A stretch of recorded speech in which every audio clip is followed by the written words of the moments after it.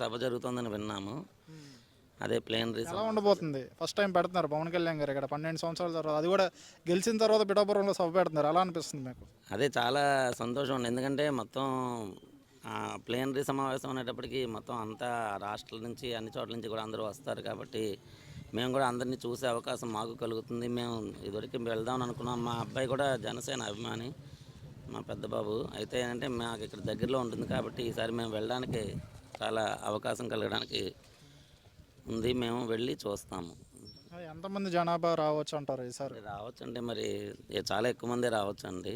ఎందుకంటే ప్లేనరీ సమావేశం ఈసారి మొట్టమొదటిసారిగా ఆయన ఎమ్మెల్యేగా నెగ్గి తర్వాత ఉప ముఖ్యమంత్రి అయ్యి తర్వాత మన పిఠాపురాన్నంతని కూడా హైలైట్ చేశారు కాబట్టి మొత్తం దానంతని కూడా మనకి ఈ విషయంలో చాలా సంతోషించే విషయం. అందరూ కూడా వస్తారని ఇంకా ఎక్కువ మంది కూడా ఎదుగుతారని నేను భావిస్తున్నాను.